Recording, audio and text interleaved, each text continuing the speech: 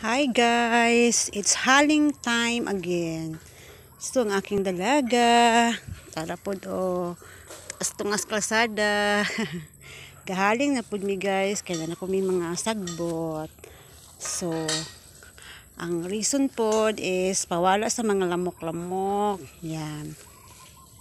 Haling-haling. Kami kayong aso. Kaya ang mga lamok mga dagan. Yan. Haling haling.